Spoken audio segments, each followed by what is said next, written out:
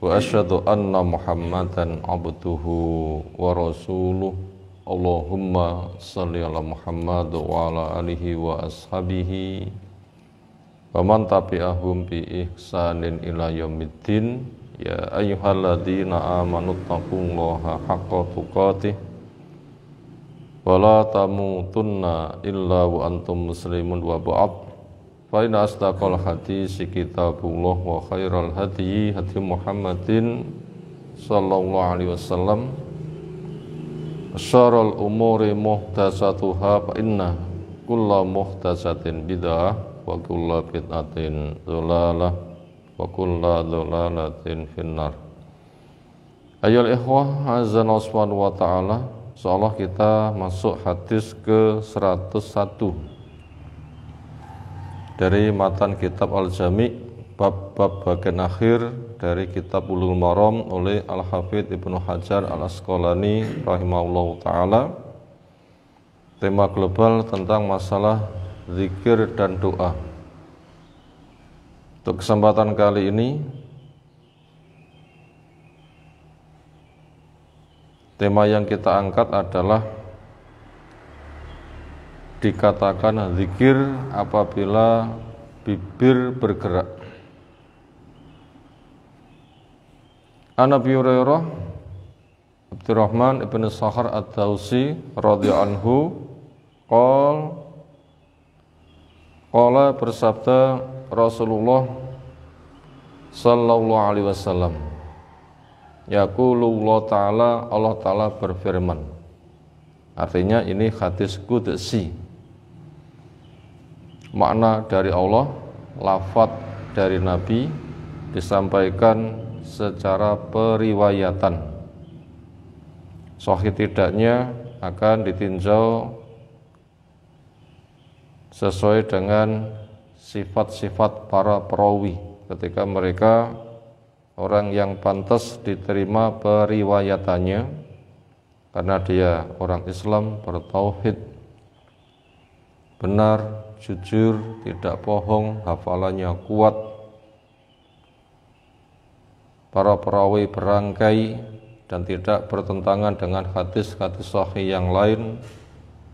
Bila sahih dikatakan sahih, tapi bila ada di antara perawinya yang meriwayatkan, yang menceritakan ada yang pendusta, tidak kuat hafalannya, maka tidak bisa diterima. Dan di sini adalah sahih. Imam Bukhari juga meriwayatkan secara taklid. Isinya adalah dari firman Allah Ta'ala, ana ma'a abdi, saya membersamai hambaku, ma zakaroni, selagi dia berzikir mengingatku,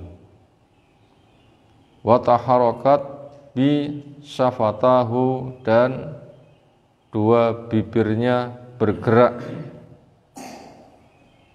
untuk menzikirkan, menyebut saya.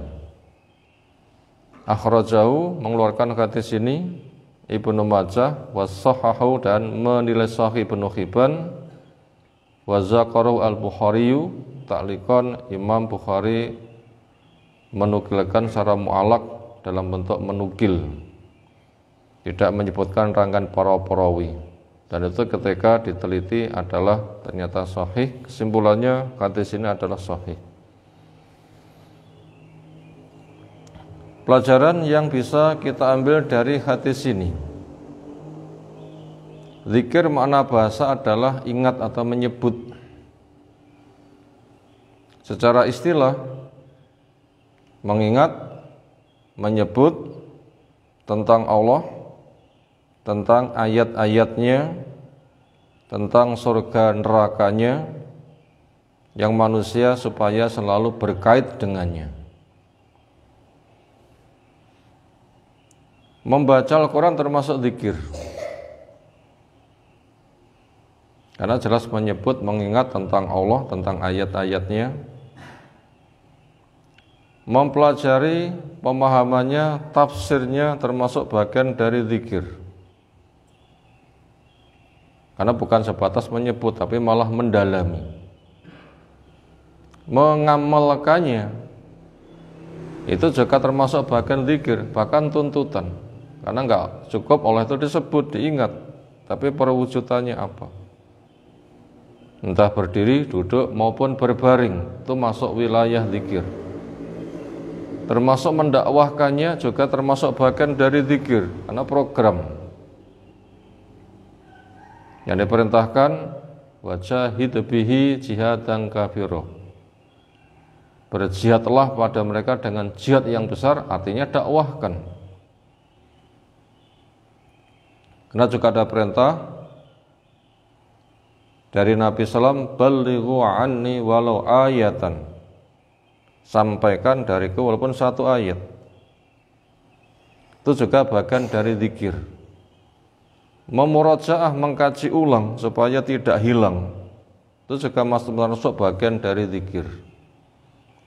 Termasuk ketika longgar, nggak ada kegiatan, bibir bergerak-gerak menyebut subhanallah walhamdulillah wala ilaha illallah wallahu akbar la haula wala quwata illa billah, dan aneka ragam lafaz-lafaz yang lain, itu juga termasuk bagian dari zikir. Kesimpulannya, zikir itu luas, mewujudkan isi Al-Quran.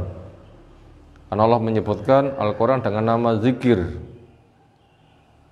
Inna nahnu nazzalna dzikra wa inna lahu lahafizun. Kami turunkan zikir, kami juga yang menjaganya. Dan kita diperintahkan untuk memperbanyak zikir. Fadhkurullah dzikran katsira. Perbanyak olehmu mengingat pada Allah Ta'ala.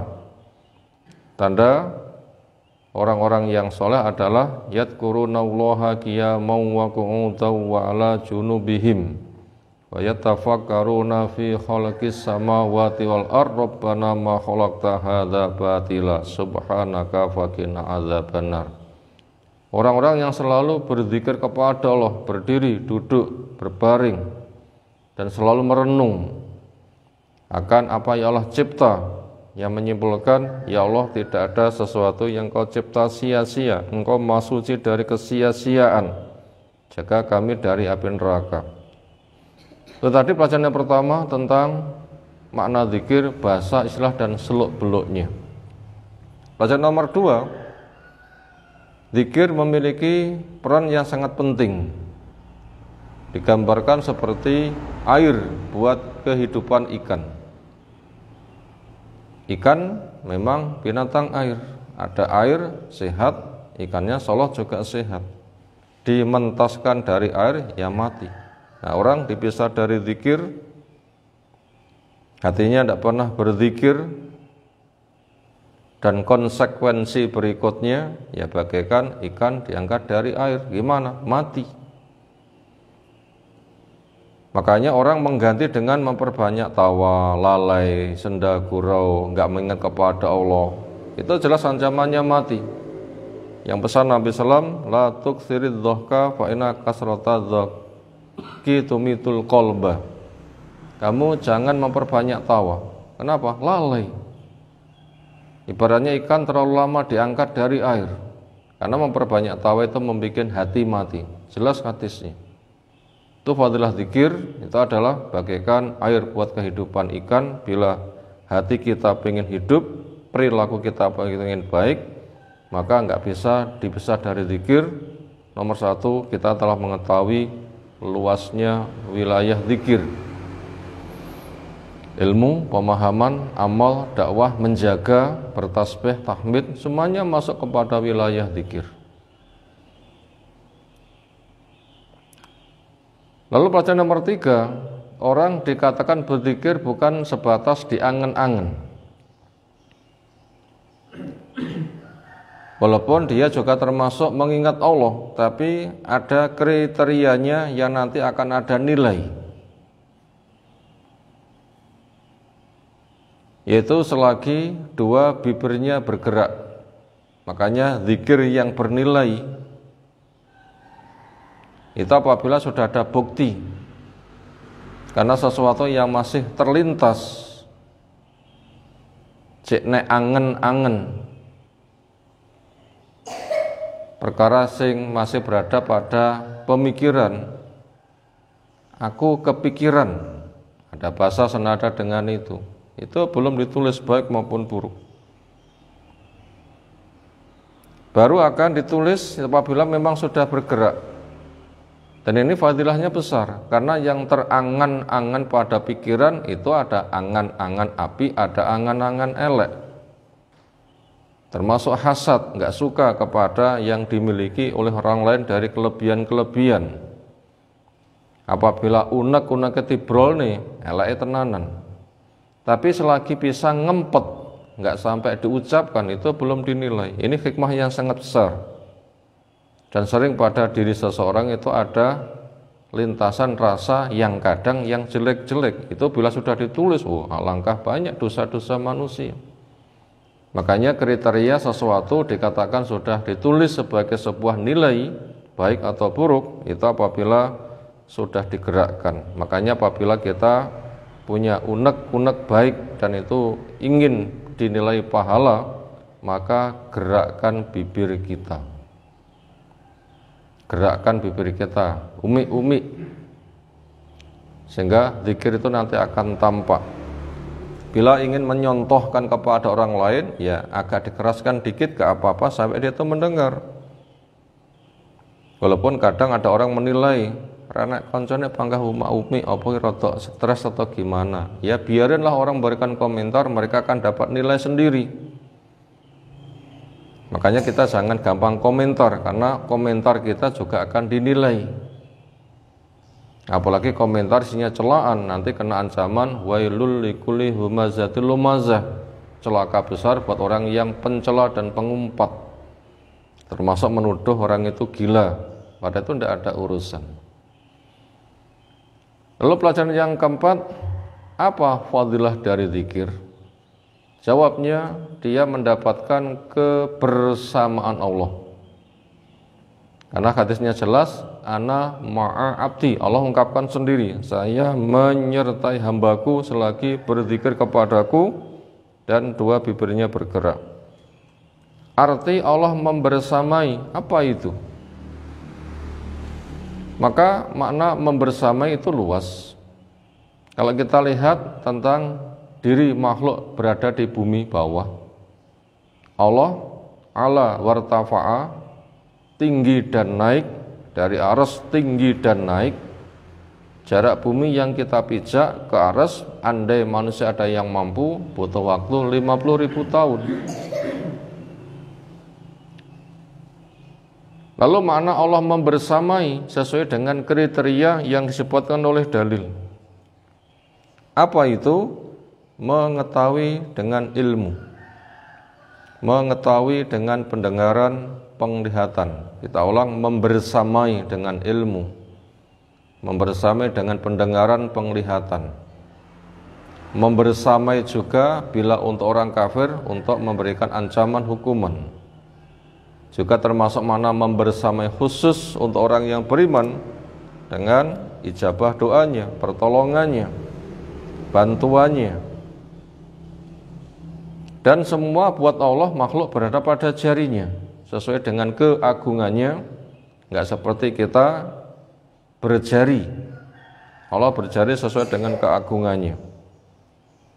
Yang jelas Allah bukan sebatas mengetahui, mendengar, melihat, tapi juga ngijabe doa-doanya, menjaga dan seterusnya. Sehingga siapa yang dibersamai oleh Allah dengan kekhususannya, dicinta, dibela, dijaga, maka dia orang-orang yang mendapatkan keberuntungan. Maka daripada itu, karena fadilah zikir itu besar, jangan sampai bibir kita kering. Dari berzikir ada dua kata ringan di bibir, tetapi ketika ditimbang sangat berbobot, dan basahilah bibirmu dengannya. Apa dua kalimat itu? Subhanallahil azim, subhanallah wa bihamdi, maha suci Allah keagungan miliknya, maha suci Allah pujian miliknya. Nanti bila kita berzikir bagaikan pisau selalu diasah sehingga selalu tajam, dan itulah tanda hati yang hidup. Kepada kebaikan dia tertarik dan bisa beramal, akhirnya berpahala. Kepada kejelekan dia benci, menjauh, sehingga dia aman dari petaka-petaka, sehingga Allah akan selalu menjaganya. Insyaallah hadis berikutnya kita kaji menyusul. Subhanakallahumma bihamdika asyhadu an la ilaha illa anta astaghfiruka wa atubu ilaik. Assalamualaikum warahmatullahi wabarakatuh.